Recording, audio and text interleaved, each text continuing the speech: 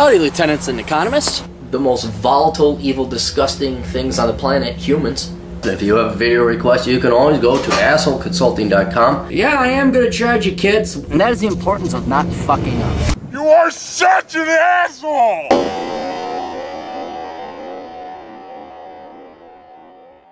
Hey everybody, old Cappy here. You can go to assholeconsulting.com, send me a question. Also, I charge. There seems to be some confusion. I got a spate of these. They're probably high school kids because the writing was really shit. And like, hey, I'm going, what should I do? I'm like, here's how much it'll cost me, and then like crickets. You fucking high school kids. You think everything should be free? The whole world should just do what you want them to do for free. Dear asshole, not to be confused with dear asshole, I'm nowhere near having a child and not sure if I would like to. However, I am curious as to your detailed opinion on having children. What should be the criteria duties for having a child? Here are some topics I'd like to hear more about, and feel free to add anything you believe key to raising a child. 1. Financial situation. Affluence or just getting by? Is it good to bring a child up on minimalism, and if so, what are the gifts or going out to make that child's childhood more enjoyable? You don't need to be rich, but you need to have enough. And I've seen people get by on very little, but when they get by on very little, that usually means one person is staying at home and raising the fucking kids. And so it is not so much can you afford. You do need to be able to afford it. But it is almost more important to have someone there to take care of them. So it really is, you don't really control how much you make. You do control how much you spend. And you are a much more caring, compassionate family if you get by on a shoestring budget and someone's there raising the kid, and the other parent comes in and actually participates in the kids' lives, and that person loves the kids, takes care of the kids and stuff like that. That is both things. So in terms of, it depends on where you live. Like a San Franciscan budget is going to be different than living out in the middle of nowhere, North Dakota.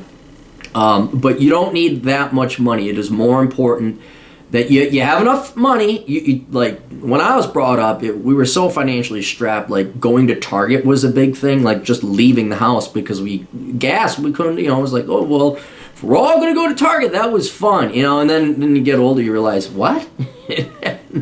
I hate going to Target now. So if it's that bad, don't have kids, and don't have many kids. Just so you know. But yes, it's more important that you're able to get out, you're able to show your kids, like you have to take at least one summer vacation, that kind of be your luxury.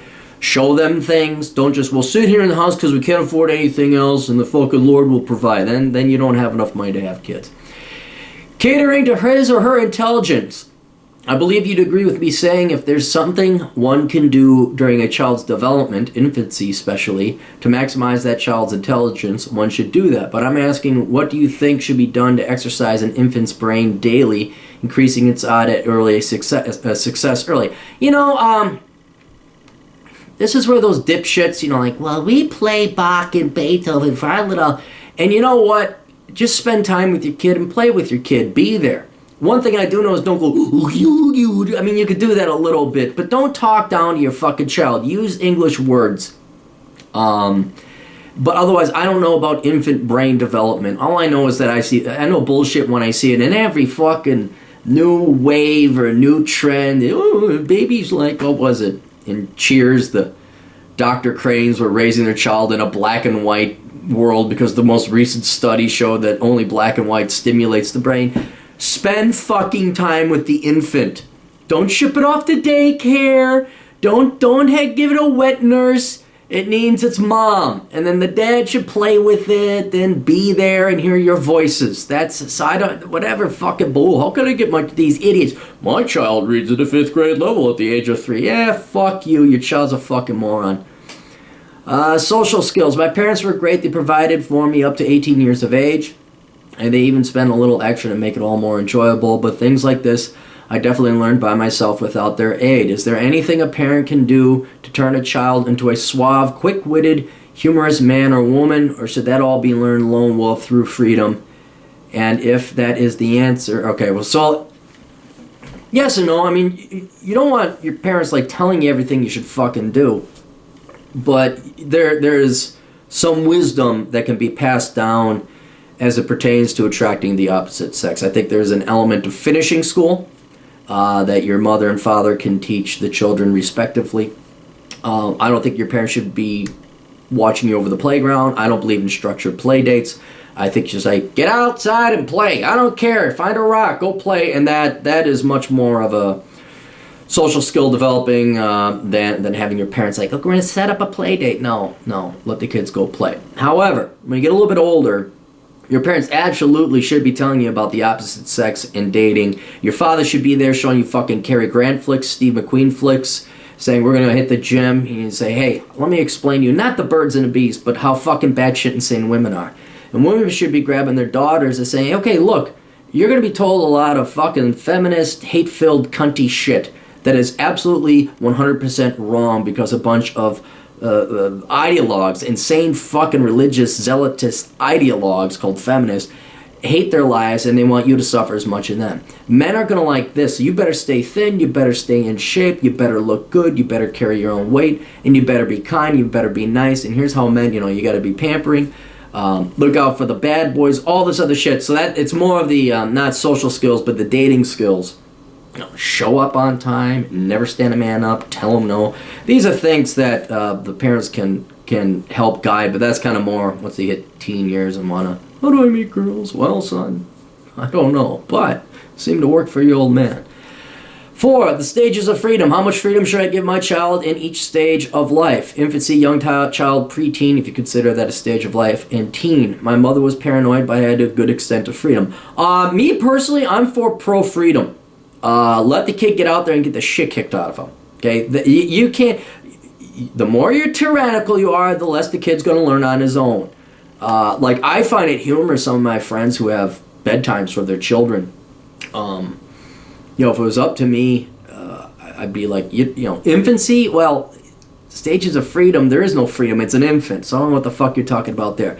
Young child. I don't know. 3. Let them go play in a gated yard.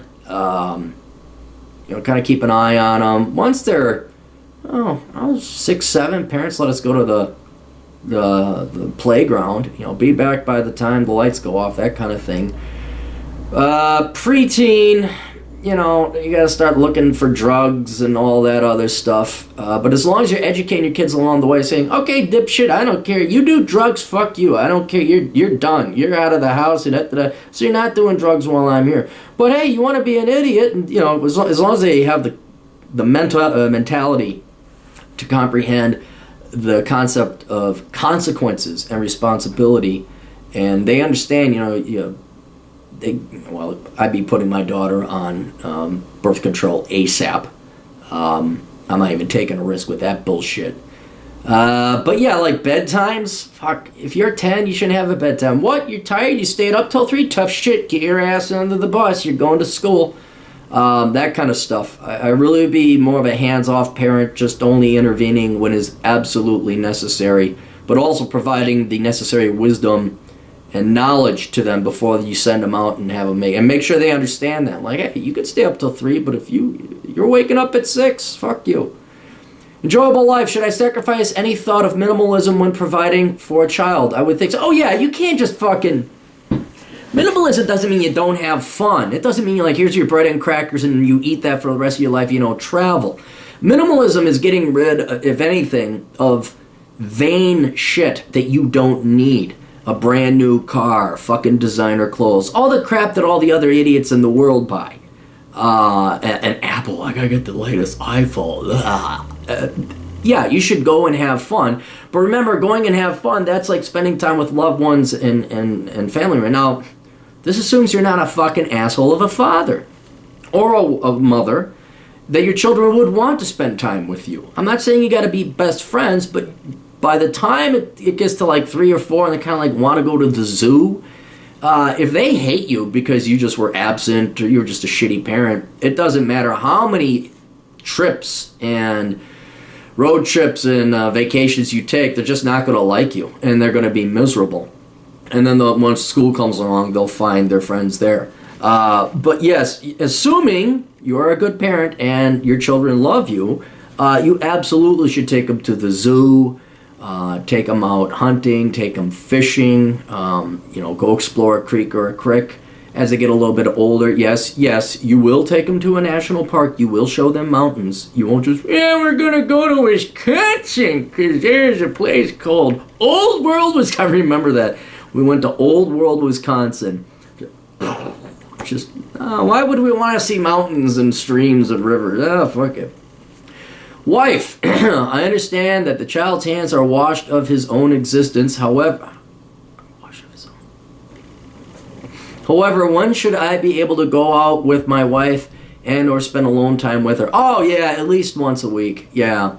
That's what bedtime is for. The kids got bedtime.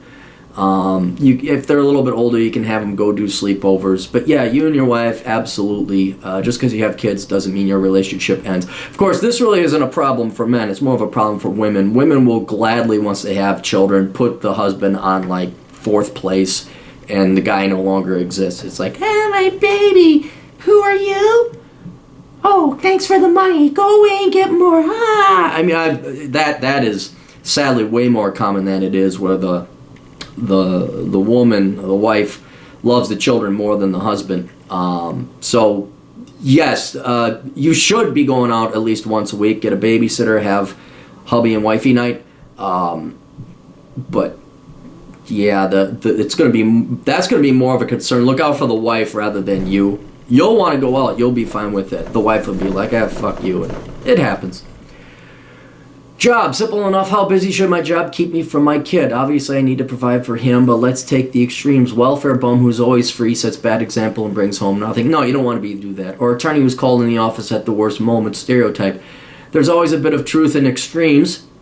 Extremities. Yeah, you want to 40, 45, maybe 50 hours a week most. You want to be able to get home and spend at least an hour, hour and a half with your kid. I'd say an hour and a half, preferably 2 or more. Because that's your kid too. You're not just out there fucking bringing home the bacon. All right?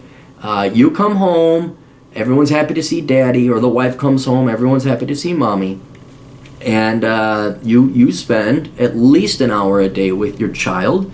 You talk to them, you play with them, you read them a bedtime story, and that's that. There's other things, variables you could control for that will allow for that. Like, again, why I'm a misanthrope, I don't know why people consciously choose to commute an hour and a half, 2 hours a day when they have children.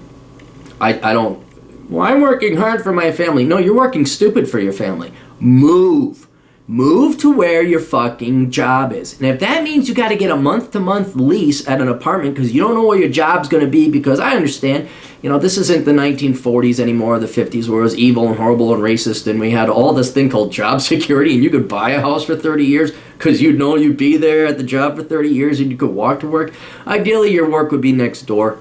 But yeah, I would be willing to pay an extra little bit of premium for a month-to-month apartment, or a sizable one if you have kids, so that you could come home and spend time with your kids. That time is more valuable than money in that one right there. So if you could get rid of your commute, you'll be a much better parent.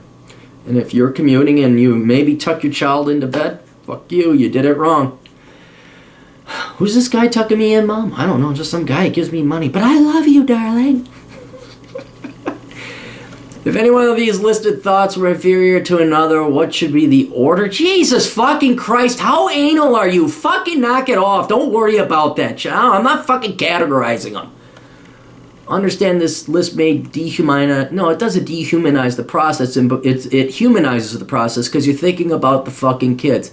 Anything else here? Financial, catering, social... stages, enjoyable wife, job. The only other thing that I would do is realize that once you have kids, your life isn't over, but it is put secondary to the children. You shouldn't spoil the children, but you now have to reprioritize your life. I love these fucking cunts who think that they could just spit out a kid and have it all, drop it off at daycare, and treat their children like goddamn furniture. It's typically women. But also some men are guilty of this too. But a lot of propaganda has gone into women. A lot of resources and infrastructure and institutions have been structured so that, oh yeah, just spit out your kid and don't worry about it anymore. It's just like a fucking piece of furniture. It's just like a dog. No, don't make that mistake. Your child, that's the question. Ask the question, why do you want to have a child? Okay? That's the first question you should ask before having a child, is why do we want to have a child? And when you answer that and you're honest about it, you'll see that's like, oh, we better put that kid first in our lives and we are second. And so you're going to be tired, you're going to lose sleep, you're going to be sick, you're going to have to suffer, you're not going to have as much food or as fun, but it's an exchange to have this kid you get to play with and hug and love, and it's a thing and all that other stuff. That would be the guiding principle, and we could go through variables and traits, but that would be the guiding principle. Your kid comes first. What are you doing that is in the best long-term interest of the child? And you don't fucking matter. I mean, you do, but you are not on par or above that child when the decision-making occurs. You are beneath the child. All right, now, you got to support the kid, so you are part of it. You have to keep yourself in shape. You have to keep yourself healthy, because if you die of a stroke early, you're just not around, well, then you really didn't do the best interests of the child. But yeah, that's basically it. So before you get married, before you stick your dick in crazy, choose a good wife, make sure their parents are around, make sure her dad is around, make sure she doesn't hate her dad, all this other shit. That's going to go a long way in helping out the kid. Anyway, best of luck. Toodles.